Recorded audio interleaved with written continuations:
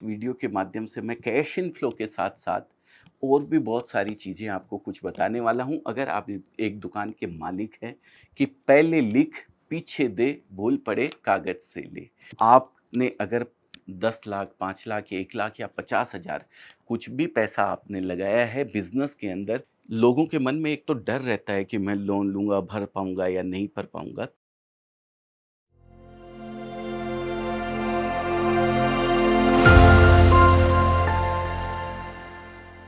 नमस्कार दोस्तों, मैं अजय अजमेरा, अजमेरा फैशन सूरत से एक बार फिर से आप सभी का स्वागत करता हूँ, आपके अपने यूट्यूब चैनल अजमेरा फैशन में। दोस्तों पिछले बहुत सारे वीडियोज़ में मैंने एक वीडियो में बोला था कि कैश इनफ्लो क्या होता है? अगर आप भी इस बारे में जानना चाहते हैं, तो मुझे यस कमेंट करके लिख के भेजें, तो मैं कैश फ्लो के ऊपर एक वीडियो बनाऊँगा।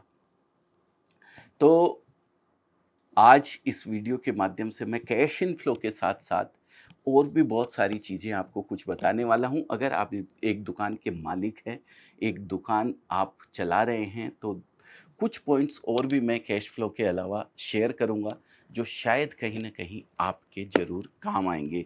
मेरे तो जीवन में बहुत काम आए हैं। जब मैं खुद रोकड़ सँभालता था, तो मैंने वो सब चीज़ें अपने खुद हाथों से यूज़ करी हुई है, रोकड़ में लिखा करता था। पहले तो सबसे पहले मैं बचपन में देखा करता था, पापा जब काम करते थे, तो मैं आपको दिखाता हूँ कि वे किस तरीके से कैश इन फ्लो को वो मेंटेन करके रखते थे। बुक वो उनका एक कच्चा रोज़नामचा बोलते हैं, रोकड़ जिसको बोला करते थे, ऐसे वो लिखते थे। आपने भी लंबे-लंबे बही खाते देखे होंगे, वो तो पक्के होते थे। लेकिन डेली का खर्च, आना और जाना लिखने के लिए एक कच्चा रोज़नामचा होता था, कच्चा रोकड़ का पन्ना होता था, उसको वो मेंटेन करके चलते थे और इस तरीके से उसको ये 4 फ़ोल्ड करके तय वो बनाया करते थे। ये दोस्तों मैं आप लोगों को बता रहा हूँ, कैश इनफ्लो के लिए बहुत ज़रूरी पॉइंट है। सबसे ज़्यादा ज़रूरी पॉइंट ये है, ये देखिए, ये 8 खाने इसके अंदर हो जाते हैं। 8 खानों में इधर के 4 खाने जमा साइड के बोलते हैं, यानी क्रेडिट साइड के, और इधर के 4 खाने डेबिट साइड के, इस तरीके से बोला जाता है दोस्तों।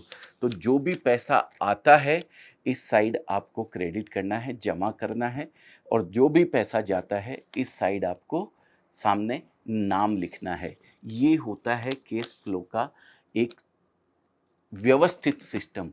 पापा जी कहा कहते थे बिज़नेस के टाइम पे कि पहले लिख, पीछे दे, भूल पड़े कागज़ से ले। मतलब आप रोकड़ से किसी को भी पैसा दे रहे हैं, तो सबसे पहले लिखें कि ₹25 इस चीज़ का दिया या ₹50 इस चीज़ का दिया। उसके बाद आप वो पैसा गिनती करके उसको देवें, जिससे कि भूल कभी भी पड़ने की कोई संभावना नहीं रहती है। कैश का सबसे बड़ा पॉइंट अगर कोई है, तो आज गाँठ बाँध लीजिए। मैंने जीवन में पापा से ये चीज़ सीख कर के गाँठ बाँधी है कि पहले लिख, पीछे दे, भूल पड़े कागज़ से ले। तो ये चीज़ ज़रूर होनी चाहिए। कैश इनफ्लो का दूसरा पॉइंट मैं आप लोगों के साथ शेयर करना चाहता हूँ। लोग पैसा हिसाब भी रख लेते हैं, लेकिन बिज़नेस का पैसा बिज़नेस के अलावा कहीं भी नहीं जाना चाहिए। ये चीज़ का भी आपको ख़ास ख़्याल रखना चाहिए। आपने अगर 10 लाख, 5 लाख, 1 लाख या 50,000 कुछ भी पैसा आपने लगाया है बिज़नेस के अंदर, तो उस पैसे का misuse in the sense business के अलावा आप उस शॉप जो कर रखी है, उस शॉप के अलावा कोई भी खर्चा उससे नहीं करें। घर पे सब्ज़ी मँगवा ली या ये मँगवा लिया या वो मँगवा लिया, ये सब चीज़ उस पैसे से बिल्कुल भी नहीं होना चाहिए। घर खर्चे के लिए आपको एक अलग से अमाउंट रखनी चाहिए, जिससे कि व्यवस्थित आपकी दुकान के ऊपर खर्चे पे किसी तरीके का कोई इम्पैक्ट नहीं गिरे। तो ये भी एक पॉइंट हो गया दोस्तों, जो कि आप लोगों को ध्यान में रखना चाहिए। तीसरा एक पॉइंट, जब आप फैमिली वाला बिज़नेस कर रहे होते हैं, आपके 2 भाई भी साथ में, आपके फादर भी साथ में हैं, आप भी उस बिज़नेस को सँभाल रहे हैं, तो एक सबसे बड़ी गलती ये होती है कि गल्ले की जो चाबी होती है, वो एक या तो ओपन रखते हैं लोग। हाँ, ओपन रखना चाहिए, कोई दिक्कत नहीं है, आप फैमिली हैं साथ में, ऐसा कुछ भी नहीं है। लेकिन गल्ले में से पैसा निकालने का काम एक ही आदमी के ज़िम्मे होना चाहिए। और वो भी ऐसा नहीं कि कोई भी आया, पहले छोटा भाई आया उसने दे दिया, दूसरा भाई आया उसने दे दिया, कि आएगा वो लिख लेगा। ये काम बिल्कुल भी नहीं होना चाहिए। गल्ला एक ही आदमी के हाथ में होना चाहिए और लिख कर ही किसी को भी देना और लेना चाहिए, चाहे वो किसी भी पेटे आप दे रहे हों, बिज़नेस के पेटे दे रहे हैं या किसी को हुलायती उधार दे रहे हैं कि वापस आ जाएगा 2 दिन बाद में, कुछ भी कहीं भी पैसा दे रहे हैं, तो आपको लिख कर देना चाहिए। पर्टिकुलर एक बंदे की ये जवाबदारी होनी चाहिए। मैं भी अपने बिज़नेस में पहले जब छोटा बिज़नेस था तो मैं खुद सँभालता था, गल्ले पे बैठता था, सारा काम करता था, लेकिन आज तो अकाउंटेंट है, हमारी टीम है पूरी, वो सँभाल के रखते हैं, वो शाम को मेरे से साइन करवा लेते हैं। तो होता यही है दोस्तों कि कभी भी किसी को पैसा दे दिया जाता है, लेकिन नोट नहीं होने की वजह से फिर आपको शाम को या 2 महीने बाद या 6 महीने बाद कुछ याद आता नहीं है, 2 दिन बाद कुछ याद आता नहीं है कि किसको पैसा दिया था, और बैलेंस शीट फिर बन नहीं पाती है सही ढंग से। तो इस चीज़ का भी आपको ख़ास ख़्याल रखना चाहिए। बिज़नेस का पैसा बिज़नेस में यूज़ हो, प्लस एक ही आदमी उसको हैंडल करके चले। तो ये भी एक बहुत बड़ा पॉइंट कैश इनफ्लो का हो सकता है।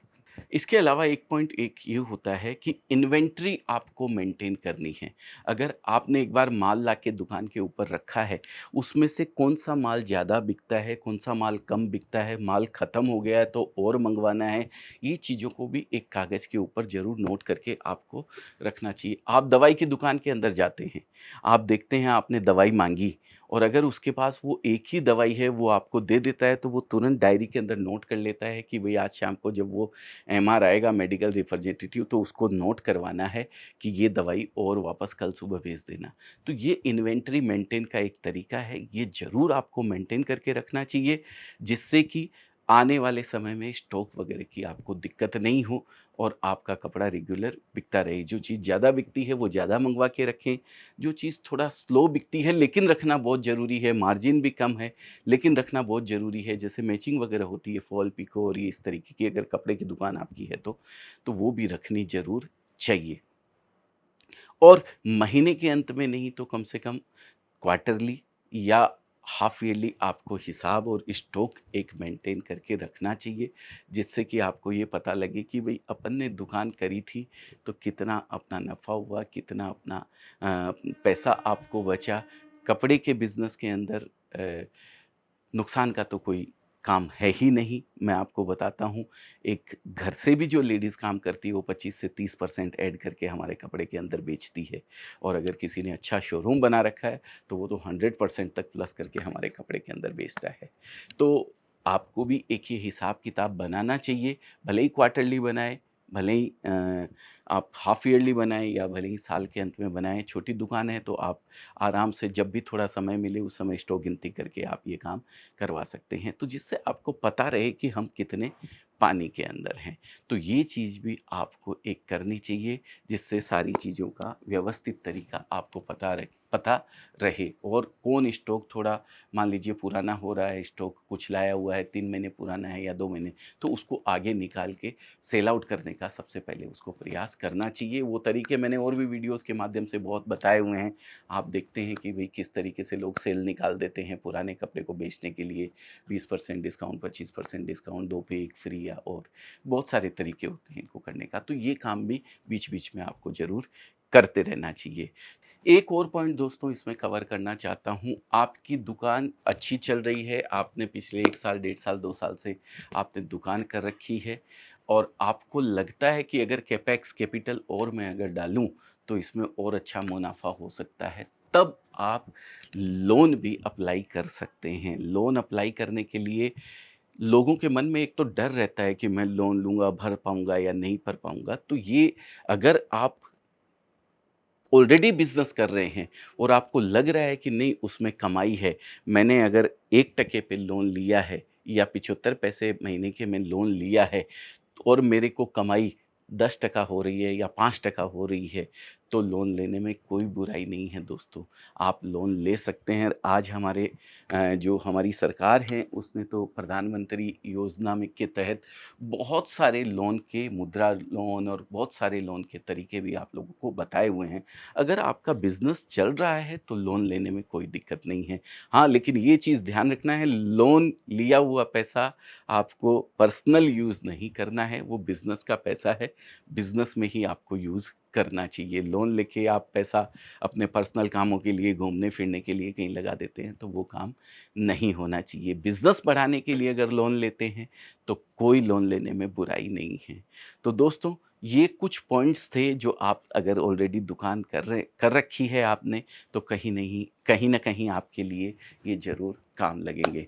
तो उम्मीद करता हूँ ये कुछ पॉइंट्स जो कैश फ्लो के लिए आप लोग बार-बार बोल रहे थे, उसी के साथ ये और 4-5 पॉइंट जो मैंने बताए हैं, वो आपके लिए कहीं न कहीं कारगर सिद्ध होंगे। आपके व्यापार में कहीं न कहीं आपको आगे बढ़ाने में ज़रूर सहयोग करेंगे। तो बहुत-बहुत धन्यवाद आप सभी का। अगर अच्छा लगा हो तो लाइक कर दीजिएगा और चैनल को अभी तक सब्सक्राइब नहीं किया है तो ज़रूर सब्सक्राइब कर दीजिए दोस्तों।